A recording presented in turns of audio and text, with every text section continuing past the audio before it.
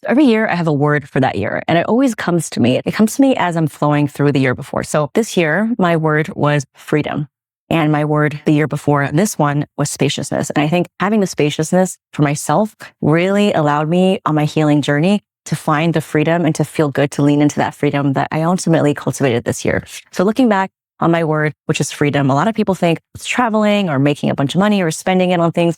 And maybe that's part of it. I mean, I do travel a lot, but for me, it was something much deeper. For me, it was freedom from breaking the mold of what I thought my business would look like. And it's not just me experiencing this. It's so much has happened in the online world, whether it's economically, whether it's the age of AI. And a lot of people just fundamentally realize that, oh my gosh, we have collectively been through so much. And the things that used to work, all those marketing gimmicks, those fake urgency timers, just don't work the way it used to.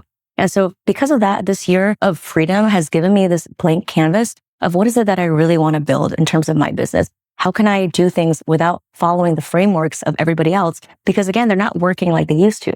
One of the things that I did that I'm really proud of is create a sacred New York business experience. And so it's not a retreat and it wasn't a conference. I knew I wanted to go deeper. I knew I wanted to do something in person as a group over the course of 2 or 3 days where we got to go really deep. And so that's why I created something that was completely original. And it included a cacao ceremony. We wrote letters to our old selves. I brought in facilitators and musicians that I know in New York who are deeply devoted to this work to do this. And I called my best videographers, photographers to do a photo shoot that wasn't about pretending to be the best version of yourself, but to be more about being confident in stepping into how you want to feel for the next year. And so holding that sacred space for a small container, a small group of people in the way that I wanted to, very different from the other playbooks of what the event should be. Usually it includes an upsell. Mine didn't. Made me feel so good. And it nourished me in so many ways because when I first thought about it, I had so many ideas and people telling me this is how you should structure it. And you need to do the day 1 like this and day 2 like this. And even though I did get some comments or feedback so that I can ideate, I completely created a brand new framework called my unapologetic messaging framework, which I presented on day 2.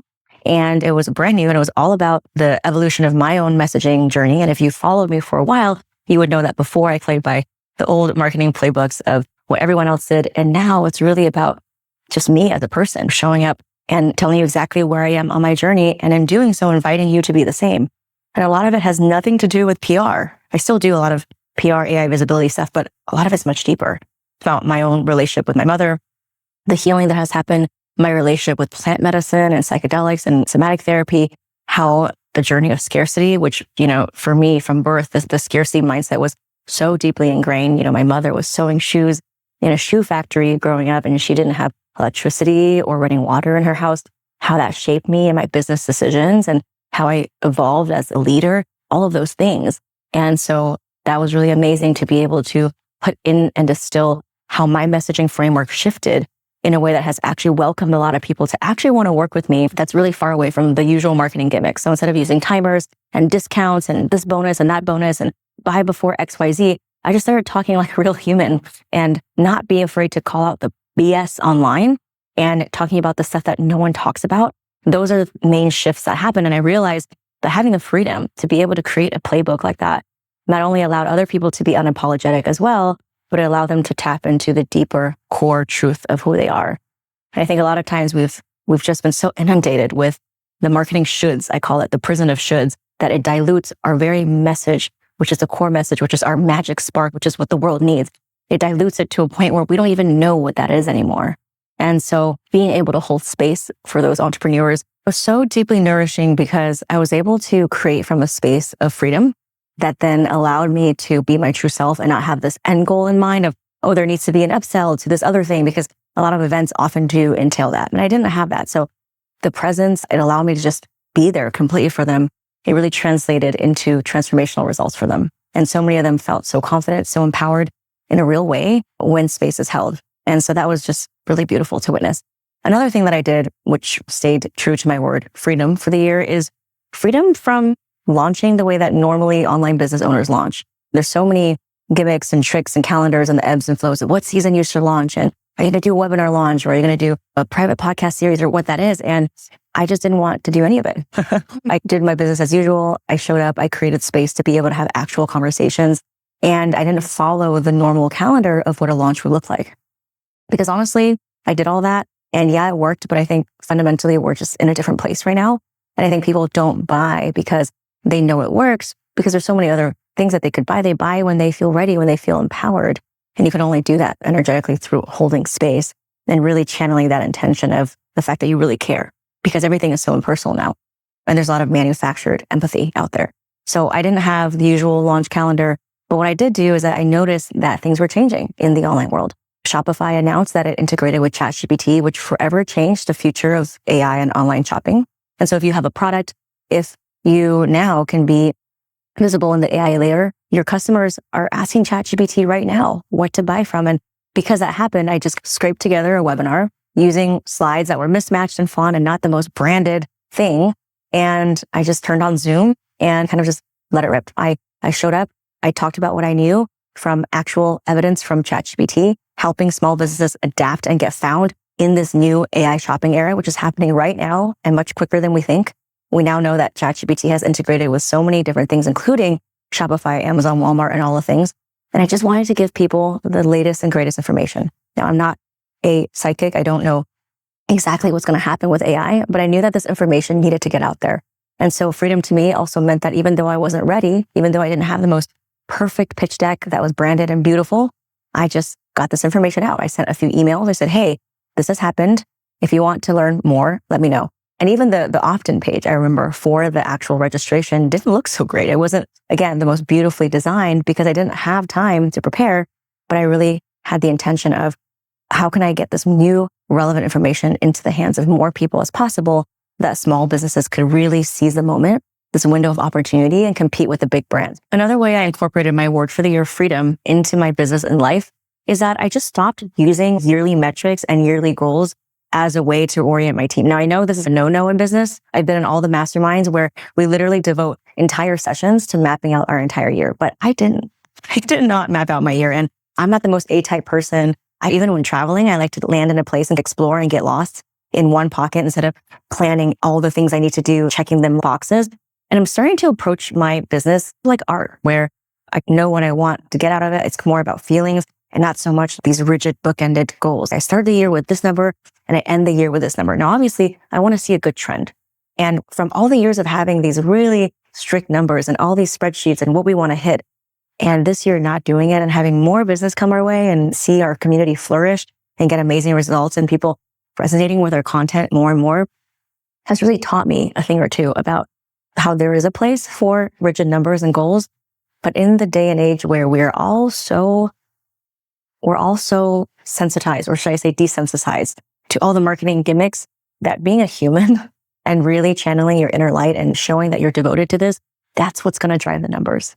And being present for that person and just being that extra ounce of generous, that's what's going to change. That's honoring someone and not tricking them into buying and helping them make a decision and staying on the phone with them. And yes, offering free calls, which a lot of people say you shouldn't offer any free calls. Well, I actually want to know if you're a good fit for my Get Featured Accelerator and I want to cultivate a community. And that means vetting every person that comes because your vibe attracts your tribe. And it's this co-creation. So freedom from having these really rigid goals, freedom from having a number for the year, which I don't have, but then exceeding that number has really taught me so much about the flow of business and how I want to do business from here on out, which is not so much always about the destination, but really enjoying the process and the journey. And people can feel that. So that's another way freedom has really dictated my year. Now, on a personal front, freedom for me means being able to live and work anywhere. Obviously, I have a husband, I have a dog in New York, but I traveled 3 months out of the year. And this year I took my mom on an extended 5-country tour. So if you read about my blogs and how we healed our relationship, and, we only lived 8 years of our lives together. My father died when I was 3. There has been a lot of change and we never could see eye to eye because she comes from a very different culture from me, different generations, different culture, different viewpoints, language, everything. I could never feel like I connected with her. And through a lot of healing with psychedelics and somatics, finally was able to find the compassion to not get so triggered and create a space where the love can come in. And she didn't change. She's still the same. She still says things that triggers me to no end, but I changed and I softened. And because of that, she also softened. And it's funny. It's when you heal yourself, you heal the world. And I've done a lot of podcast episodes about this, and it's very much a journey in the making. But this year we took an extra long time to be with each other. I only see her once a year, but instead of seeing her for maybe 2 or 3 weeks, I spent nearly, I want to say almost 2 months with her, which is a long time. And I'm actually recording this right now in Barcelona while I'm on the 4th country out of our 5-country tour. And it's hard, right? But freedom also means freedom from feeling guilty of how I need to be hunkering down and in my office every day and being able to close the books for the year. I actually told all of my clients, hey, I'm going on this journey. I'm going on this trip with my mom, one that she's always wanted to be on. So I'm closing my books for the year. I'm no longer working with clients on a one-on-one basis. Now, obviously, you can still get in my Get Featured Accelerator, right? But in terms of one-on-one work, my books are closed until the next year. And usually I don't say no to business, but I gave myself the freedom to be, I want to honor this time. And it just means that even though it's not the most lucrative thing to do, I'm going to give myself freedom to actually make an announcement and turn away clients until next year, because those clients will always be there. The ones that know what I'm about and believe in my aligns with my values and mission are going to be there. So that's another way that I cultivated freedom. Now, I still have days where maybe I'm traveling too much or I need to really hustle harder. But then I just realized being able to have spaciousness and to relax a little bit and get creative ideas flowing. And you can't do that when you're constantly in this fight or flight mode. It has breathed new energy and life into what I want to create for next year. And we actually hosted a team retreat in Thailand with my team. And instead of it being so formal, foreign, all about upskilling and communication and expectations, it was really about co-creating. And we had so many amazing ideas when people can just relax, including myself. And so I'm so excited for the next year of what's ahead. We're building so many new things with custom GPTs and AI and really being the best in class. I'm already the #1 small business PR expert, and I don't really do a lot of SEO at all, hardly any, but it's because of the trust that I built that AI now has recognized me as that. I really want to step into it and own it and deliver the best in class for small businesses. We are disrupting the PR space every single day for small businesses who are told that you're too small to get PR or you need to hire an agency for thousands of dollars. And we have been able to say, well, actually, no, that's not true. Using our copy and paste prompts and free AI tools like Perplexity.ai, people have gone into 10, 15 gift guides and quadrupled their AI searchability. And they are small businesses selling on Etsy. They are a female founder wearing all the hats. So this is absolutely possible. And freedom is the through line through all of it. Freedom to create, freedom to define myself differently because I don't come from a traditional PR background. So I encourage you, after you listen to this, to reflect on thematically, what has this year meant for you? Maybe it was letting go of a lot of things. Maybe it was bringing in a lot of things, but I want to know. So let me know. You can DM me on Instagram at Gloria Chow PR. That's Gloria CHOUPR. And I will let you know when I do think of my word for next year.